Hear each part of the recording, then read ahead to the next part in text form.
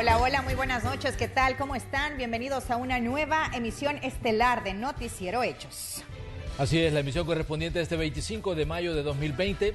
Tenemos datos importantes que usted debe conocer, además de un amplio panorama de la información tanto a nivel local como a nivel internacional. Comenzamos con nuestros titulares.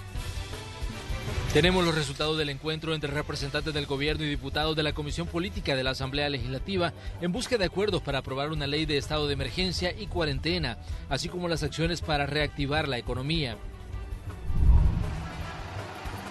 El Salvador está a punto de llegar a los 2.000 contagios de coronavirus. Le presentamos los datos actualizados.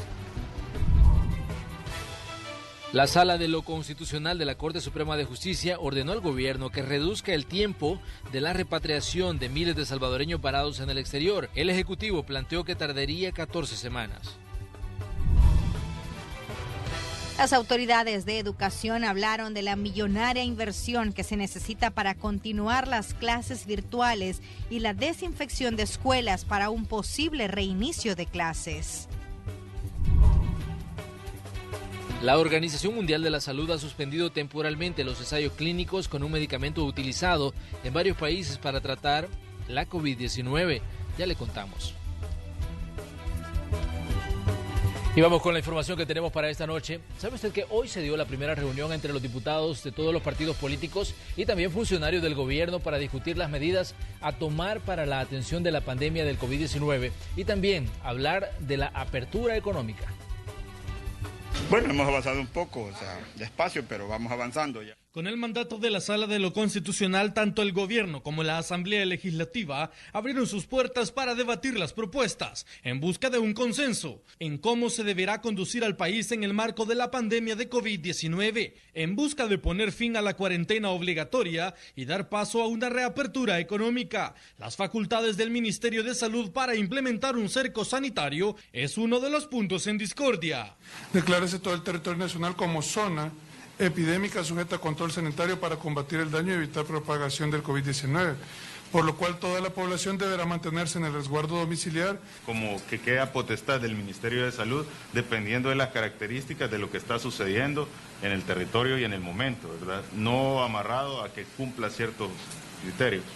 Es que ellos están queriendo declarar zona sujeta de control sanitario todo el país por 15 días. Para nosotros eso es preocupante porque eso significa que puede pasar lo que pasó en el Puerto de la Libertad. Transcurrieron ya 7 días desde que la Asamblea Legislativa aprobó una ley especial transitoria que suplía tanto el estado de emergencia como la cuarentena domiciliar, pero no fue ejecutada por el gobierno, que pedía 15 días más de cuarentena estricta para luego pensar en reapertura de la economía. Ahora el Ejecutivo habla de 15 días más a partir de la aprobación de este nuevo decreto que buscan implementar. Entre los primeros acuerdos se encuentra el nombre de la normativa, denominada Ley Especial Transitoria para la Atención Integral de la Vida y la Salud, y la declaratoria de estado de emergencia en relación a la pandemia por COVID-19 y a la reapertura económica. Además, se acordó que el ministro de Salud elabore un plan nacional de prevención, contención y respuesta por COVID-19. En lo que aún no hay acuerdo es en la participación del sector privado.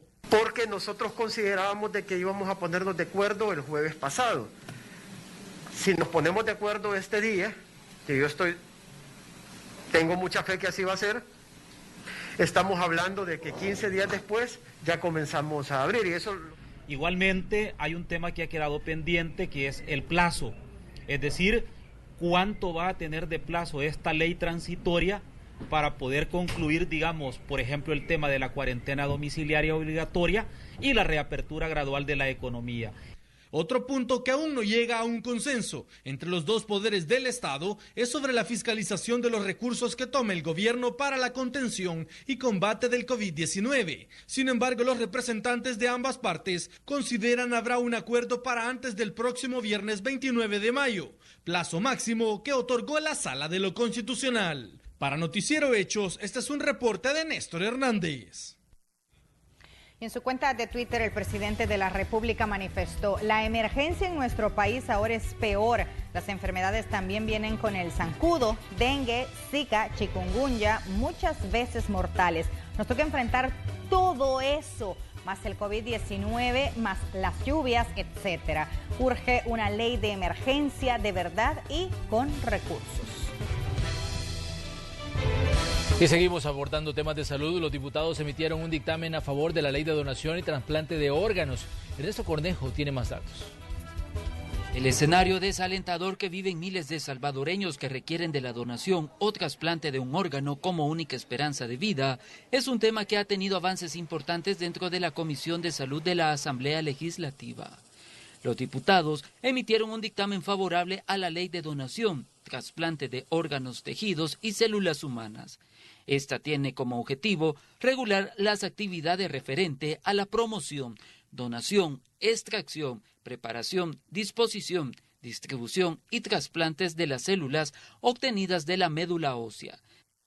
Bueno, es un proyecto que toda aquella persona que tenga necesidad de un trasplante y lo pueda conseguir y se pueda conseguir ese trasplante, va a poder tener esa posibilidad de seguir viviendo en nuestro país y de seguir dando lo mejor para nuestro pueblo. Debemos de sentirnos satisfechos, vamos a dar un nuevo marco jurídico realmente fundamental para la vida y la salud de este pueblo salvadoreño. Aquí sin duda están experiencias de colegas también mexicanos y brasileños que nos han ayudado al aporte de los insumos de esta ley. Según dijeron los parlamentarios, el Ministerio de Salud será el ente rector, que tendrá a su cargo la creación del Centro Nacional de Transplantes, entidad de carácter autónomo. Si requieren presupuesto para que éste esté listo en los próximos meses, se comprometieron a dar sus votos. Asegura en esta ley que la persona que dona por el resto de su vida se le dará un seguimiento. Y al trasplantado que venga a necesitar inmunosupresores, también se le garantiza que el Estado le dará mensualmente o trimestralmente los medicamentos para mantenerlo inmunosuprimido y para que el fenómeno de rechazo no se vaya a dar. Y es muy importante también que se genera una figura de un director ejecutivo de un organismo de trasplantes, que será muy importante porque será el operativo el que manejará las listas de donación y las listas de distribución. Los parlamentarios resaltaron el aporte importante que recibieron por parte de la Organización Panamericana de la Salud en cuanto a este tema. Esperan que el dictamen baje al Pleno durante esta semana. Este es un informe para Noticiero Hechos, de Ernesto Cornejo. Y la Sala de lo Constitucional de la Corte Suprema de Justicia calificó de inadmisible el plan de repatriación de connacionales varados en medio de la emergencia por el COVID-19 que presentó el gobierno. El retorno de los salvadoreños tomaría 14 semanas y solamente incluye a 1.200 compatriotas que tenían planificado regresar al país antes del 13 de marzo. La Sala ordenó presentar un plan en el que el plazo sea reducido y que incluya a todos los connacionales que han manifestado su intención de regresar. La Sala además da un plazo de 3 días para presentar un plan que contenga el dato exacto de salvadoreños que serán repatriados y el total de los que están en condición vulnerable. Además, el Ministerio de Relaciones Exteriores tiene 48 horas para explicar las gestiones diplomáticas realizadas para la operación de estas acciones, el número de salvadoreños que ya fueron repatriados, cuántos de ellos presentaron síntomas de COVID-19, a cuántos se les practicaron las pruebas y a qué centro de contención fueron trasladados. Diputadas de los partidos Arena y FMLN que integran la Comisión de Relaciones Exteriores, ¿sabe usted que ya reaccionaron tras conocer las nuevas disposiciones de la Sala de lo Constitucional de la Corte Suprema de Justicia en lo que se refiere a las medidas que se deben seguir para traer al país a los varados en el exterior? Ya la Sala de lo Constitucional le ha dado 3 días, ¿verdad?, al Ministerio de Relaciones Exteriores precisamente para que presente el plan de repatriación que hasta la fecha ya se las había pedido y no se ha presentado. También le ha prevenido el hecho de que 14 semanas es demasiado tiempo. La muestra insatisfacción justamente con lo que hemos señalado varios de nosotros, que es con el tiempo que se ha establecido en ese plan que envió después de tanta insistencia la Cancillería. Está hablando de 14 semanas y únicamente habla de 14 semanas para repatriar a los casos vulnerables. pero para los otros ni siquiera da un tiempo. Y el ministro de Hacienda, Nelson Fuentes, advirtió que el país está en riesgo de enfrentar una crisis en el presupuesto público para el mes de junio. La situación es tal que además se podría generar un retroceso casi irremediable a la economía.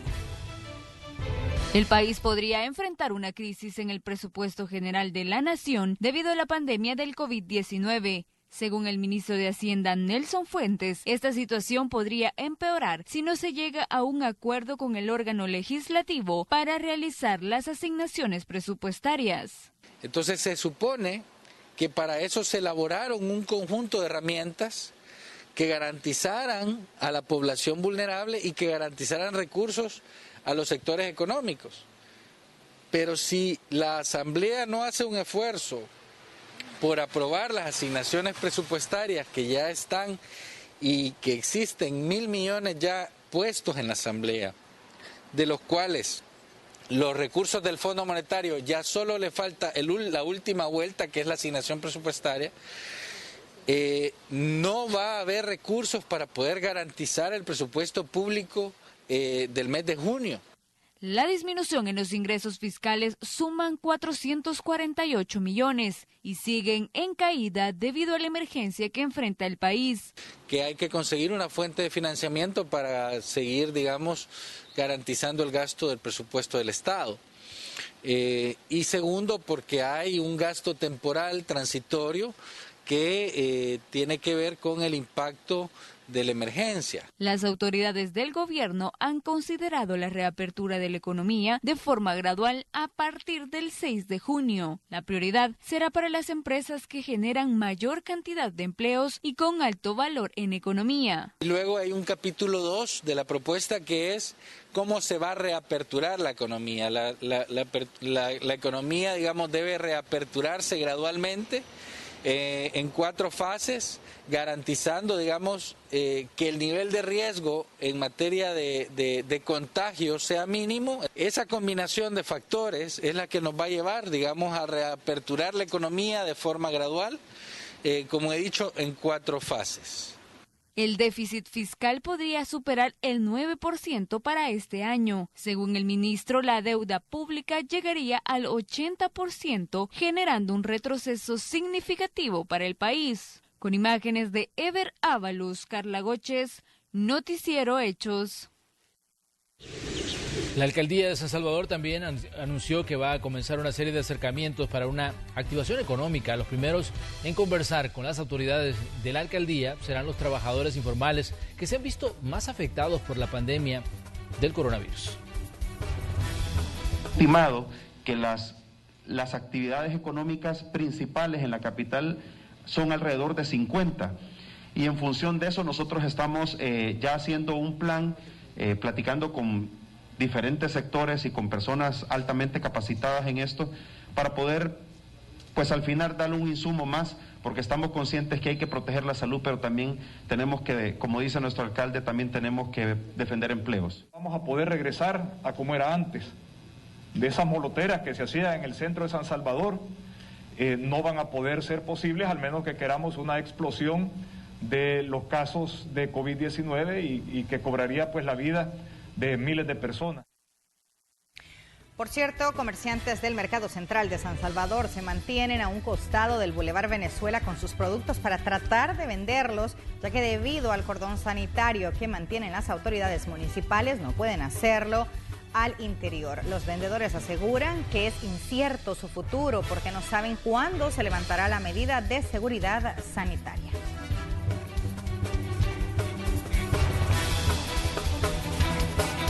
Bueno, y a todo esto vamos a agregar lo siguiente. El Salvador está muy cerca ya de llegar a los 2.000 infectados por coronavirus. Este domingo se registraron 69 nuevos casos, una cifra más baja en comparación a los recuperados. El ministro de Salud, el doctor Francisco Alaví, habló sobre estos temas. La tendencia ha ido en este sentido menor a la de días anteriores, que tuvimos 105, 98 y 96 casos. Sin embargo, el periodo de tiempo es muy corto para aseverar que esta va a ser ya una estabilidad en la curva. Son las declaraciones del titular del Ministerio de Salud, Francisco Laví, ante los 69 casos positivos de coronavirus que se registraron este domingo en el territorio salvadoreño, una cifra que está por debajo de las personas curadas de la enfermedad. Sin embargo, existen 1.607 casos sospechosos. Tenemos que tener consciente que los casos confirmados de coronavirus se encuentran en incremento, los casos sospechosos de coronavirus se encuentran en incremento. Puede existir mayor incidencia de casos respiratorios por la época del año, y las personas y la población deben de asistir oportunamente. Con los nuevos casos se contabilizan 1.983 personas infectadas, pero solo 1.250 están luchando para ganarle la batalla a la enfermedad, porque 698 ya se recuperaron y lamentablemente 35 fallecieron. El ministro de Salud añadió que actualmente es primordial que toda la población salvadoreña se quede en casa, porque debido a la temporada el número de enfermedades respiratorias aumentan y es difícil diferenciar entre el nuevo coronavirus. No hay manera de diferenciar clínicamente que se trate de una infección respiratoria aguda relacionada a influenza, relacionada a virus sincitial respiratorio, a parainfluenza, o sea, un caso de coronavirus. Todos tienen sintomatología similar y hoy por hoy ningún parámetro va a servir como un respaldo de que sí estamos mejor o no, porque son datos anteriores que se enmarcan en un contexto en el cual no había cuarentena, y por ende puede ser que ahora que disminuye ese caso, aunque aparentaría que tenemos menos casos hoy, no estemos en una situación similar, porque los salvadoreños están cumpliendo una cuarentena.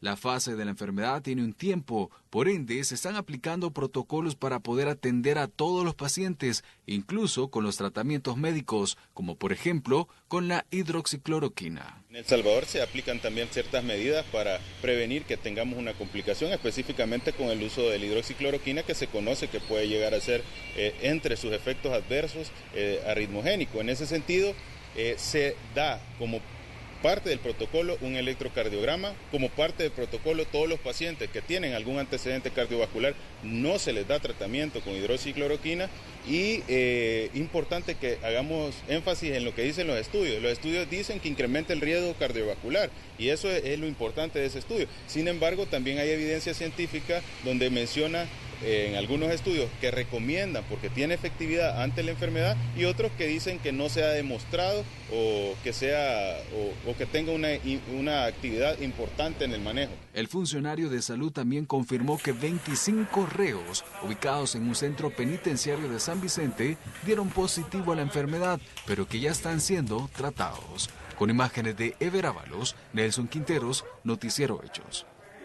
Y 20 personas originarias de los departamentos de Santa Ana, Chalatenango y San Salvador, que estaban ingresadas en el Hospital Temporal de Tecoluca en San Vicente, fueron dadas de alta tras vencer al COVID-19. En total son 13 hombres y 12 mujeres entre los 19 y 45 años. Todos fueron movilizados hasta sus viviendas, donde deberán cumplir con la cuarentena domiciliar. Hombres, 12 mujeres. El rango de edades entre estas personas está desde los 19 años a los 45 años. Y después de estarles dando el medicamento, realizarles las otras pruebas, ya han dado como resultado negativo. Van para sus casitas a guardar los 15 días de cuarentena domiciliar. Y la Organización Mundial de la Salud ha ubicado a América Latina como foco de la pandemia de coronavirus debido al incremento de casos positivos en los últimos 14 días. América Latina se ha convertido en el epicentro mundial de la pandemia del COVID-19, según datos de la Organización Mundial de la Salud, acumulando el 51.4% del total de casos activos a nivel global. En la región, Brasil y México son los países que reportan más casos. El infectólogo Mario Gamero nos explica qué ocasionó la propagación en estos países. Que estos países en los cuales aumentó la cantidad de casos, ellos continuaron recibiendo turistas de todas partes del mundo. Las medidas probablemente fueron muy tardías, como se ha notado en algunos países en los cuales incluso hasta estos países han incitado a que la gente salga a reunirse, a abrazar a las otras personas, dadas por personajes muy importantes políticos en cada país, en donde las recomendaciones eran casi contrarias a lo que realmente se hubiera hecho. Otros países como Perú, Chile, Ecuador y Argentina han presentado alza significativa en los últimos 14 días. También hay un factor importante y es que el virus muta, y esta mutación puede ser que sea en determinadas personas muy voraz, de tal manera pues que el virus ataca a las poblaciones de una manera indiscriminada y grave. Los principales lugares en los que se corre riesgo de contagio son espacios públicos como los mercados, supermercados y compañías con muchos colaboradores. De tal manera pues que también los mercados, los supermercados, los teatros no deberían, los gimnasios tampoco. O sea, hay varios lugares en donde realmente la facilidad de transmisión del virus es sumamente importante. Y sobre todo en estos momentos en los cuales se menciona pues que la transmisión de aire podría ser efectiva, pero más de aquellas superficies en donde han sido contaminadas por una persona que está enferma. Según el infectólogo, la población salvadoreña no está cumpliendo las medidas en su totalidad, lo que aumenta la posibilidad del colapso al sistema de salud. Los resultados del cumplimiento de las medidas serán reflejadas en un periodo de 2 semanas. Esto puede ser el inicio de un desencadenamiento de algo mayor. Espero que no sea así, porque ya esto ya depende prácticamente de la obediencia que la población tenga en cuanto a las medidas higiénicas. El especialista de la salud recomienda continuar con las medidas estrictas para evitar que los contagios en el país sigan esta tendencia, teniendo en cuenta que se está considerando la activación económica gradual a partir del 6 de junio. Carla Góchez, Noticiero Hechos. Y en su cuenta de Twitter, el ministro de Salud, Francisco Alaví, informó que este día se empezó a depositar el bono a todo el personal de esta cartera de Estado. Sabemos que están realizando una labor titánica, sin descanso, por la salud de la población. Gracias por su esfuerzo y sacrificio, agregó el funcionario.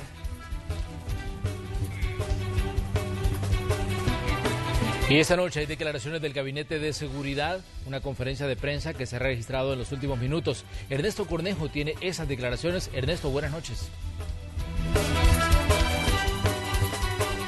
Así es, buenas noches compañeros en los estudios y amigos televidentes de Noticiero Hechos. Y es que 25 reos del penal de San Vicente y 11 de Quezaltepeque han resultado positivos al coronavirus. De acuerdo a las autoridades de centros penales, ya se ha iniciado con la investigación de los posibles nexos epidemiológicos. De igual manera se han establecido y redoblado los protocolos sanitarios necesarios para evitar un posible aumento de estos casos en estos lugares. Escuchemos parte de las declaraciones. De los filtros que hemos ocupado y esto lo teníamos preparado ya hace meses, porque hay que ser conscientes de cómo va evolucionando la enfermedad, obviamente, y esta pandemia que hay en todo el mundo, y no ha sido algo excepcional que esté pasando acá. Por lo tanto, ya teníamos preparado, en cada uno de los centros penitenciarios, debo decirlo, hay preparada un área de aislamiento en la cual se poseen catres, se poseen colchonetas, se poseen kits de higiene que está dando el gobierno también a todos los privados de libertad, incluso también otra celda de aislamiento para separar a aquellos reos sospechosos o que están por nexo también, que son de nexos de estos casos positivos que han salido.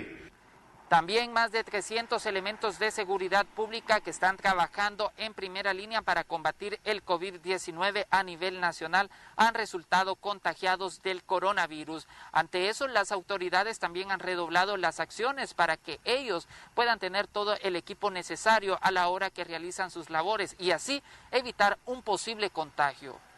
Queremos confirmar que tenemos 348 casos confirmados de positivos de miembros de la corporación policial, de los cuales tenemos una buena cantidad en cuarentena. Solamente tenemos 15 casos que están hospitalizados y que están en condición estable, y también hemos recuperado a 51 elementos que superaron la etapa del virus. De esos 51, 42 ya han sido nuevamente reincorporados a la fuerza pública y el resto todavía está cumpliendo con cuarentena domiciliar. Compañeros en los estudios y amigos televidentes, esta es la información que les tenemos hasta esta hora de la noche. Retorno la señal hasta los estudios principales. Muy bien, ahí tenemos las declaraciones de la gente de seguridad pública hablando sobre el tema de los contagios, tanto en la zona de centros penales como también los contagios en elementos de cuerpos de seguridad y también elementos del ejército que han dado positivos a COVID-19. Es momento de que vayamos a una pausa comercial, pero cuando regresemos, Banco Agrícola nos tiene una excelente noticia. Hoy inició la franja educativa de televisión y radio que proporciona un refuerzo de contenidos a los alumnos del sector público como parte de las acciones que las autoridades están implementando en el contexto de la emergencia por el COVID-19. Visitamos el hogar de María de Los Ángeles García. Sus gemelas y su sobrina recibirán por primera vez una clase a través de la televisión. Esta nueva modalidad será de ayuda para que sus hijas y sobrina comprendan mejor los contenidos. Coloco los números verticalmente, escribo el 21, el 1 en la posición de las unidades. En su casa no existe una computadora para recibir o enviar los contenidos de las clases de tercer y quinto grado, lo que ha sido una barrera en la educación de las niñas durante los últimos meses. Nosotros no tenemos computadora y entonces los tocaba andar molestando al vecino o a alguien, amigos que tuvieran para que los pudieran sacar las copias, para que ellas pudieran hacer los trabajos. Sí, ahora se siente mejor porque así ellas van a entender. Asimilar las clases sin una explicación del docente es complicado para Stephanie. La materia que más se le dificulta es matemáticas. Ahora con las teleclases será menos complejo. A veces en matemáticas que siento que se me complican algo las clases. Y ahora que ya viste cómo está la modalidad de los videos que ponen en Canal 10, ¿cómo sentís vos la diferencia? Pues siento que me van a explicar y le voy a entender más a las clases. La señal de Canal 10 es la designada por el gobierno para potenciar el proceso de aprendizaje de los alumnos del sistema público. El objetivo es llegar a la mayor cantidad posible de estudiantes mediante los medios de comunicación. Entonces, la teleclase es un método que va intercalado y combinado con los otros métodos que están disponibles en este momento en Canal 10. Sí, se van a combinar las teleclases con programas de eduentretenimiento. ¿Por qué le llamamos así? Porque son programas que al mismo tiempo que educan, permiten que el niño se entretenga. Aunque la televisión es masiva, quienes no puedan acceder a ella continuarán recibiendo las guías de trabajo impresas. Para aquellos alumnos que no va a poder ver la televisión, que no tiene acceso a internet, nosotros continuaremos entregando guías impresas. Este nuevo recurso que se ha implementado se mantendrá de forma indefinida hasta que sea seguro que los docentes y alumnos vuelvan a las clases. De momento, el Ministerio de Educación ya está preparando un protocolo de regreso a las aulas, aunque no se puede especificar una fecha determinada para el retorno de las actividades. Con imágenes de Juan Castellanos, Tatiana Funes, Noticiero Hechos. Bien, y justo le vamos a dar el horario de la franja educativa que inició justamente hoy, lunes 25 de mayo. Y es el siguiente: a las 7 de la mañana es para primera infancia, mientras que de 8 a 9:30 de la mañana es para primero, segundo y tercer grado. Asimismo, de 9:30 a 11 de la mañana será para cuarto, quinto y sexto grado. De 11 de la mañana a 1:30 de la tarde, séptimo, octavo y noveno grado. Mientras que de 1:30 a 3:30 de la tarde es para primero y segundo año de bachillerato. Recuerde que será por Canal 10 donde se transmite pues toda esta información para la comunidad estudiantil. Bien, vamos a continuar con más información y para continuar con las clases en línea, el Ministerio de Educación necesita al menos $100 millones para compra de tecnología. Así lo expresó la titular de Educación, Carla Ananía de Varela. Además de una importante inversión, dice ella, para la compra de implementos para desinfectar las escuelas previo al reinicio de las actividades escolares. Y si nosotros tenemos algún tipo de ahorro, ese ahorro nos tiene que servir para comprar todos los implementos que nos van a servir para desinfectar las escuelas y recibir a los niños. Existe otra necesidad para lo cual nosotros necesitamos fondos y es la compra de las computadoras para los niños. Necesitamos por lo menos unos $100 millones.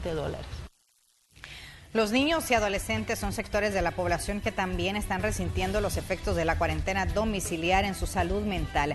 Luis Alberto López nos informa. El periodista ha recabado información sobre el impacto que sufren algunas madres y también lo que dicen los especialistas, cómo lo han percibido con este periodo de emergencia por la pandemia del coronavirus y cómo esto, les repetimos, impacta en los niños y en los adolescentes.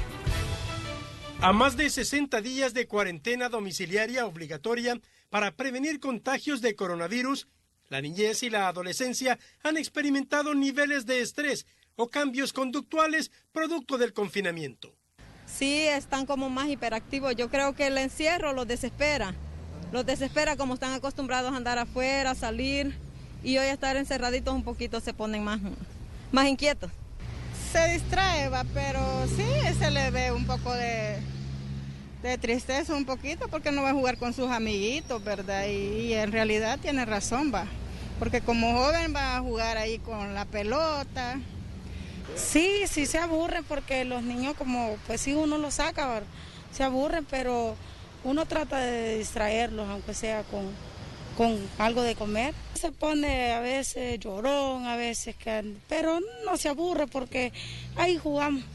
La psiquiatra infantil dice que es posible percibir cambios en la conducta de los niños. Son diversas: ansiedad, depresión, irritabilidad, mayor frustración, miedo, querer estar cerca de mamá todo el tiempo.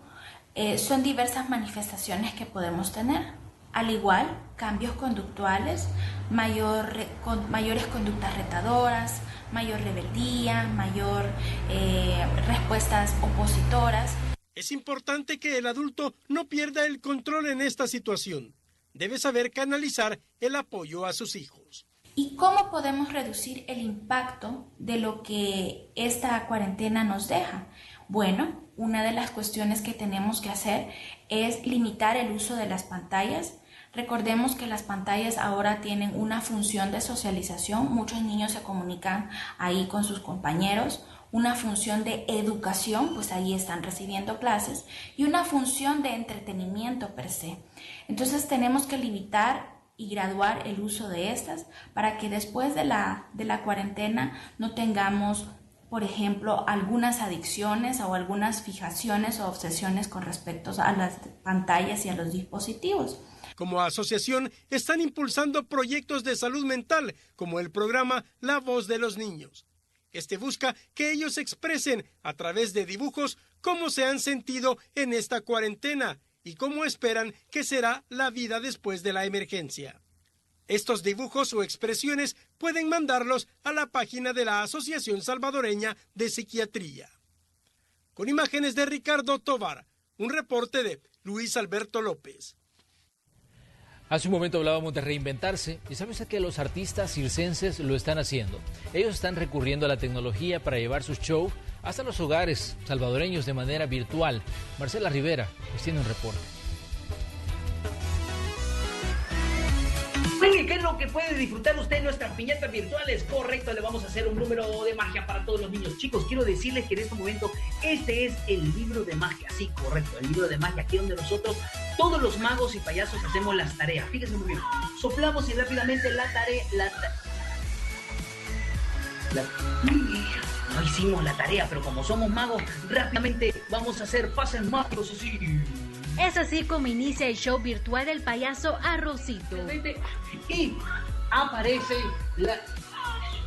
A través de las plataformas digitales, el cumpleañero y sus invitados se conectan para presenciar los diferentes números que se han preparado. Sí, aparece la tarea terminada. Aquí está, miren.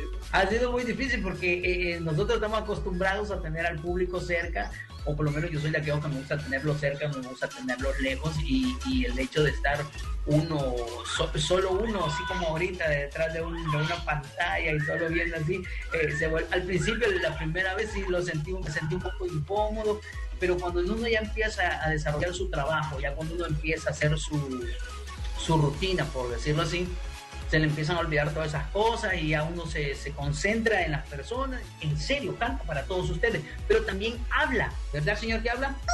Ya ven, sabe que habla bastante él. Desde hace varios años, Franklin Elías inició como payaso.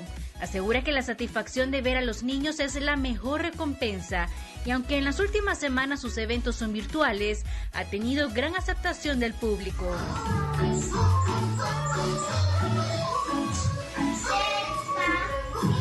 El último evento, la última piñata que tuvimos virtual, tuvimos como 30 conectados, o sea, más que todo el núcleo familiar del cumpleañero, 30 familiares, lo hicimos por medio de la plataforma de Zoom, todos conectados, alegres. Presentamos show de magia, de malabares, rutinas cómicas de payasos, también presentamos, hacemos dinámicas, juegos, donde ellos también van interactuando con cada uno de nosotros. Y es que a través de las redes sociales las personas pueden contactarse para adquirir el servicio. Y ahí nosotros le contactamos y le contamos cómo es las piñatas virtuales, qué se tiene que hacer, los pasos a seguir, por qué programa se va a trabajar. Y así uno empieza a hacer, a desarrollar, mejor dicho, el diferente show que hace. Como no tenemos público presencial, los juegos son diferentes, la magia se hace diferente, las rutinas se hacen diferentes, pero siempre hay una interacción con las personas. Vas a poder disfrutar de magia.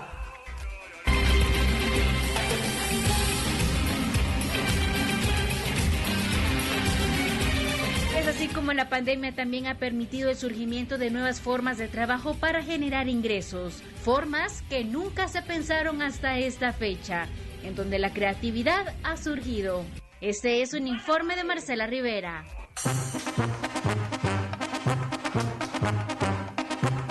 Gracias, Marcela, y por supuesto gracias a ellos, el arte de la sonrisa. Qué bueno, en tiempos de pandemia. Vamos nosotros a una nueva pausa comercial, ya volvemos.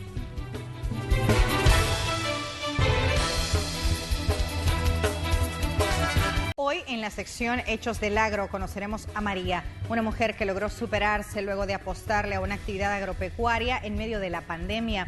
Dice que no está dispuesta a quedarse de brazos cruzados.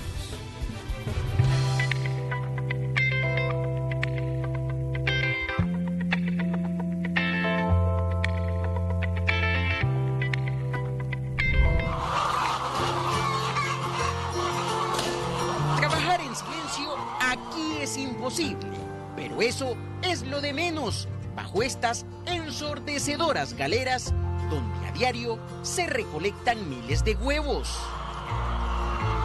Estamos en Ciudad Delgado, específicamente en la granja de María Umaña, una emprendedora avícola que a pesar de la emergencia por el coronavirus no detiene su producción. Nosotros no hemos tenido, digamos, cuarentena ni nada, ¿verdad? Debido a la clase de producto que es bien solicitado, ¿verdad? Y es lo más barato. Así es. Aquí el trabajo no puede detenerse porque los huevos tienen gran demanda, sostiene esta mujer, que día a día lucha para superarse y vaya que lo ha logrado. Lo decimos con propiedad porque comenzó vendiendo de manera ambulante. Mire qué interesante. Todo arrancó en 1989. María compró un cartón con huevos para revender por unidades y le fue bien. Así pasó algunos años. Luego compró cajas porque los clientes eran más. Pero en el año 2002 dijo, haré una granjita. Lo hizo. Inició con pocas gallinas y vean ahora hasta dónde ha llegado. Amerita preguntarle, niña María, ¿cómo lo logró? Uno tiene que arriesgar y trabajar duro, ¿verdad? Y tener fe y nunca pensar tanto. Hay que, como dicen, ver hacia adelante, ¿verdad? Y nunca echarse para atrás. Porque si nosotros tenemos miedo, ese es un problema. Anótelo, esa es la clave del éxito, nunca rendirse. En la actualidad, en esta granja se recolectan a diario 5.400 huevos. Algunos clientes llegan hasta aquí y otros visitan esta sala de venta ubicada sobre la carretera de Oro, kilómetro 14,5 exactamente, donde a pesar de la pandemia se atiende con normalidad. Claro, bajo permisos que han permitido que estas personas mantengan sus empleos. Que hay muchas empresas donde han cerrado y mucha gente se ha quedado sin empleo y pues quizás ya no sin derecho a gozo de sueldo, ¿verdad? Todo esto es una gran bendición, sostiene María, y agrega que se siente satisfecha porque cuando era adolescente, en medio de sus limitantes, siempre soñó ser una empresaria para brindarle empleo a personas de escasos recursos. Se le cumplió y dice que va por más. Sabemos que hay gente que también lleva su sustento a sus familias, ¿verdad? Entonces, debido a eso, nunca he pensado echarme para atrás. Ella es María, una mujer que luchó para salir adelante y aunque ya escaló varios peldaños, no olvida sus raíces. Le apostó a una actividad agropecuaria y le funcionó aún en periodos de emergencia mundial por una enfermedad. Con imágenes de Juan Castellanos, Julio Guevara, Noticiero Hechos.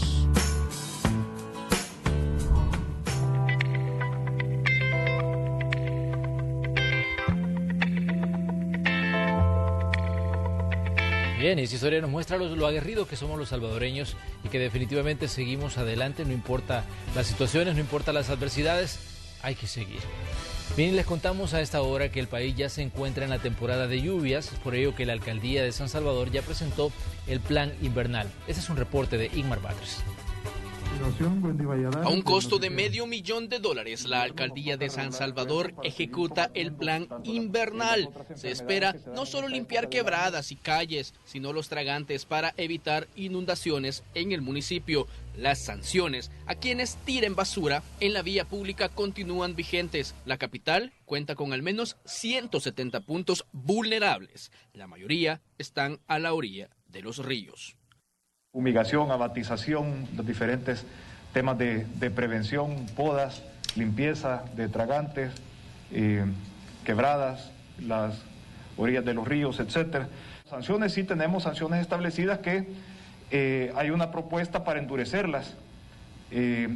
Lastimosamente no tenemos aún nuestro proyecto de Smart City funcionando. La alcaldía, a través de los diferentes centros poblacionales, tiene la capacidad de habilitar hasta 160 albergues temporales para dar resguardo a más de 4,000 familias del municipio de San Salvador. Pero con las lluvias, las enfermedades transmitidas por el zancudo aumentan. También se ha contemplado fumigación, repartir abate y jornadas de capacitación en los lugares que podrían ser afectados. Medidas de control y vigilancia sanitarias y epidemiológicas, promoción y campaña de socialización y capacitación a líderes de las comunidades, jornadas de abatización, destrucción de criaderos y fumigación en sectores, priorizando en las comunidades con mayor vulnerabilidad.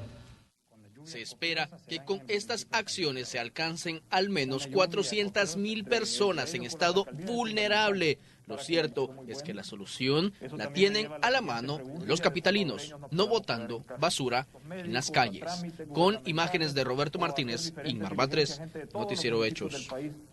Cruz Roja salvadoreña, a través de la seccional de Apopa, entregó 94 paquetes de alimentos a los habitantes de la comunidad del Tikal Norte y sus alrededores, quienes se han visto afectados por la emergencia del COVID-19.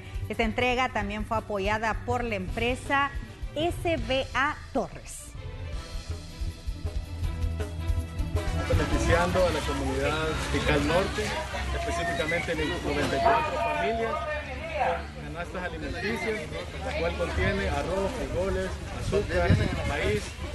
Este es un esfuerzo que se está haciendo conjunto con Inclusión Social para todas las familias apoyando la emergencia COVID-19. Primeramente le damos gracias a Dios, ¿verdad?, por verlos coordinados pues, los pensamientos de nuestro Dios, al mandarlos a ustedes a esta comunidad, ¿verdad?, sabiendo que hay mucha necesidad. En otros temas, este próximo 15 de julio el partido Gana realizará sus elecciones internas para definir los perfiles de candidatos a alcalde y diputados que competirán en las elecciones de febrero del 2021. Las internas deberán realizarse siguiendo los protocolos y lineamientos girados por las autoridades de salud a raíz de la pandemia del coronavirus. Representantes del partido ya trabajan en un plan.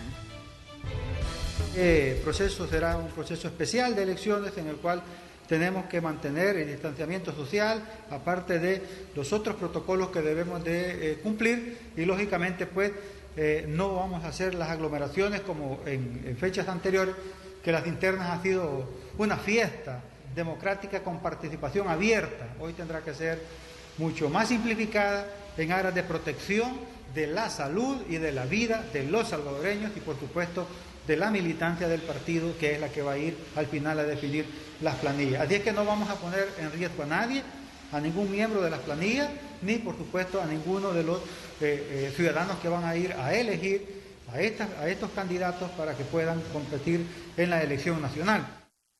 Y ahora les vamos a contar la historia de una pareja de esposos que se gana la vida vendiendo leche de cabra, adaptándose a los nuevos tiempos. La llevan a domicilio. Gerardo Borja tiene las imágenes. La leche. Los esposos Hernández llevan el sustento a casa a través de la poca ganancia que genera la venta de leche de cabra. Para enfrentar la situación, hacen entregas a domicilio a todos sus clientes en algunas colonias de Soyapango. Pues debido a la pandemia y puesto que las autoridades se han puesto un poquito estrictas, nos tocó ingeniárnosla. Pues con la ayuda de unos familiares logramos obtener este carrito que es cerrado, se mira menos y nos toca andar lo que es una cabrita. Toca seguir llevando el sustento a diario para no desabastecernos de lo poco que tenemos. Y cada cabra le sacamos 4, 3 vasitos, entre todas hacemos 15 pesitos. Quienes reciben la deliciosa y esperada leche de cabra la esperan desde muy temprano en la entrada de la casa o del balcón de la ventana todos los días. Dicen, la beben por tradición y también porque les ayuda mucho en la salud. Bueno, es una tradición porque mi abuela, desde los tiempos de mi abuela, me acostumbraron a tomar leche cabra y siento que es un alimento perfecto y sí me cae bien, bastante bien. Reanima, da muchas fuerzas.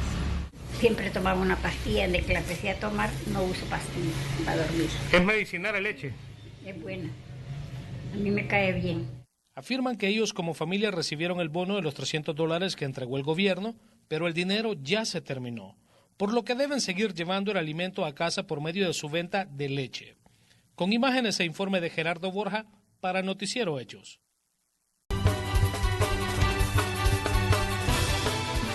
Guatemala registra ya más de 4.100 casos de COVID-19. El periodista César Euseda nos informa. Adelante. Muchas gracias, muy buenas noches, compañeros de la red de noticias Alba Visión. Desde Tegucigalpa, Honduras, quien les habla, César Euseda, con un recuento de lo más importante que se ha registrado el día de hoy aquí en nuestro país, Honduras, en torno al contagio del COVID-19. Y es que hace algunos instantes las autoridades del Sistema Nacional de Gestión de Riesgo han manifestado que se realizaron solo el día de hoy 596 pruebas. De estas se registraron 239 personas contagiadas y de igual forma 357 personas no contagiadas se registraron de este total de 596 pruebas realizadas, para un gran total a nivel nacional de 4.189 personas contagiadas a la fecha. 182 decesos se han registrado hasta el día de hoy a nivel nacional.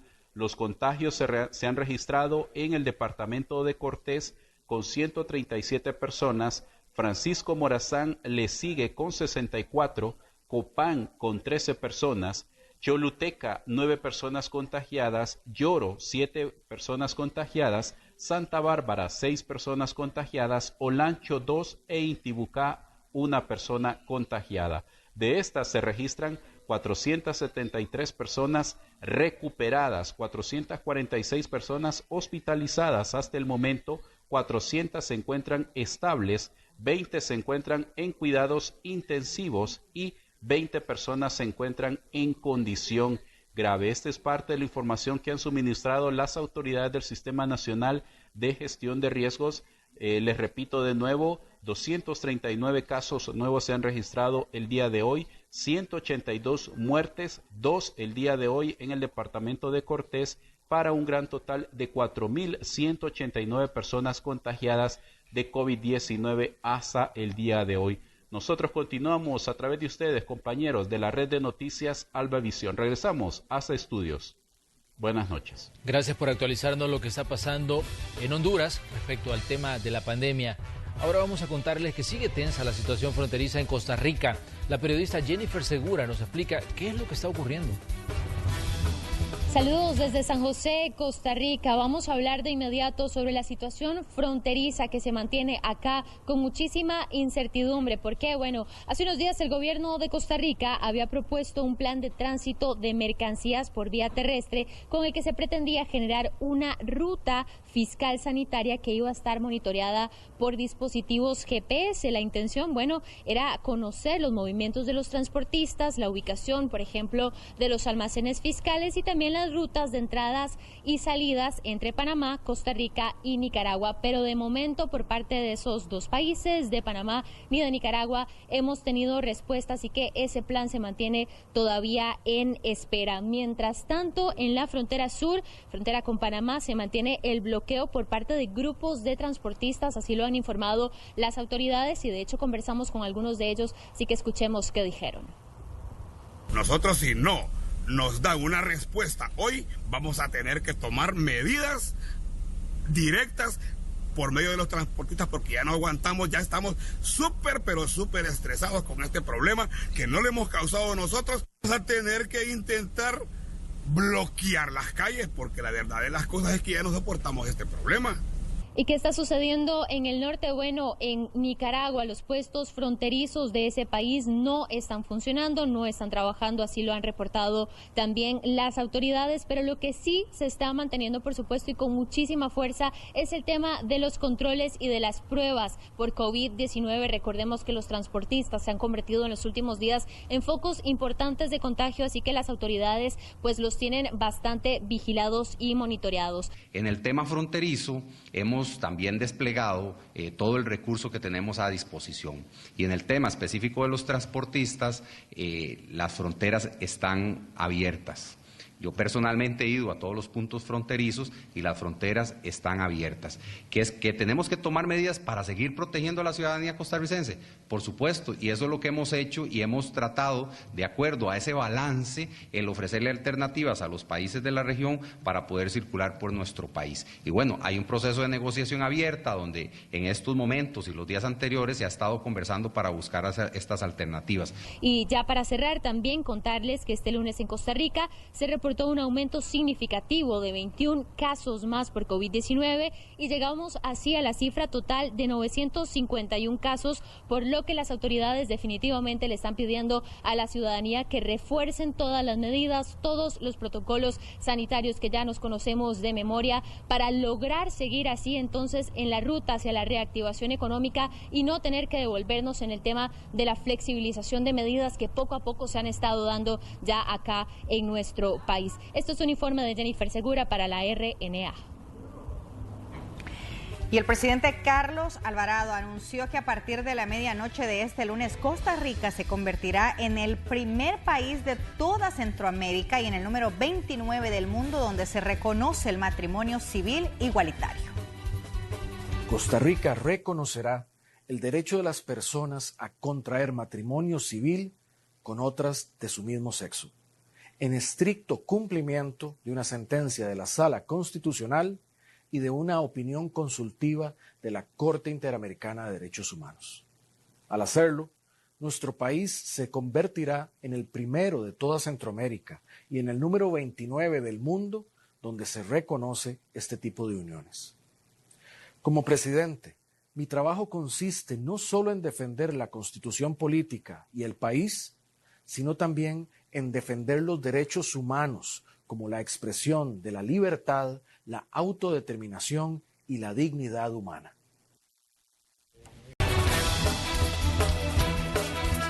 Vamos Vamos a continuar revisando lo más importante de la información internacional. ¿Sabe usted que la Organización Mundial de la Salud anunció este lunes justamente la suspensión temporal de los ensayos clínicos con este medicamento, hidroxicloroquina, que realizaba en varios países, esto como medida de precaución? Marcha atrás. La Organización Mundial de la Salud suspendió temporalmente los ensayos clínicos con hidroxicloroquina que realizaba en varios países como medida de precaución. La decisión se debe a la publicación de un estudio el viernes en la revista médica The Lancet, que considera ineficaces y hasta contraproducentes la cloroquina y sus derivados para luchar contra la COVID-19. El reporte, realizado con base en casi 15.000 enfermos, estimó que estas moléculas aumentan incluso el riesgo de muerte y de arritmia cardíaca en los pacientes. La hidroxicloroquina es un derivado de la cloroquina y se utiliza desde hace décadas contra el paludismo y también en enfermedades de origen autoinmune como el lupus y la artritis reumatoide. La organización llamó a mantenerse alertas pese a datos alentadores en algunos países. Seamos perfectamente claros. Todos los países deben permanecer en alerta máxima. Todos los países deben estar preparados para detectar rápidamente los casos, incluso los países que han tenido éxito en la supresión de la transmisión. Incluso los países que han visto una baja de los casos deben mantenerse alerta. El nuevo coronavirus ha contagiado a más de 5 millones de personas en el mundo y se ha cobrado al menos 344.100 vidas desde que surgió en diciembre en China, según un balance de lunes de la AFP sobre la base de fuentes oficiales. Y Estados Unidos prohibió la entrada de viajeros desde Brasil por el coronavirus. La Casa Blanca anunció la medida luego que el país suramericano se convirtiera en la segunda nación con más casos de COVID en el mundo. El presidente Donald Trump restringió el domingo el ingreso a Estados Unidos de extranjeros procedentes de Brasil, que tiene la segunda mayor cantidad de casos confirmados de COVID-19. Trump ya había restringido a ciertos viajeros procedentes de China, Gran Bretaña, Irlanda y otros países de Europa, y en menor grado de Irán. No ha aplicado prohibiciones a los viajes desde Rusia, con el tercer mayor número de infecciones en el planeta. Estados Unidos tiene la mayor cantidad de infecciones en todo el mundo, con más de 1,6 millones de casos confirmados, y se prevé que el número de muertos rebase pronto los 100.000, según un conteo de la Universidad Johns Hopkins.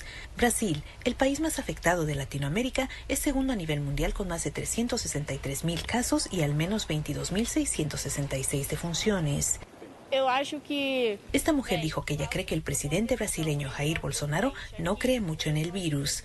Él no cree que nuestro país necesita tomar medidas, dijo. Yo pienso que necesitamos a un presidente que tome este tipo de decisiones. Bolsonaro ha minimizado reiteradamente al coronavirus, llamándolo una gripita e insistiendo que el cierre de negocios y el emitir recomendaciones de confinamiento generará a la larga más adversidades al devastar la economía. Rosalba Ruiz, Associated Press. Vamos ahora hasta Asia. El gobierno de Japón levantó el estado de emergencia en todo su territorio, incluido Tokio, pero llamó a la prudencia a los ciudadanos, mientras que India autorizó la reanudación de los vuelos internos pese a un aumento de casos de COVID-19. El primer ministro de Japón, Shinzo Abe, anunció el lunes el levantamiento del estado de emergencia por la epidemia del nuevo coronavirus en las últimas regiones del país, en las que seguía vigente, incluido Tokio. Teníamos criterios muy estrictos para levantar el estado de emergencia en comparación con el estándar global. Hemos determinado que hemos cumplido estos criterios en todo el país.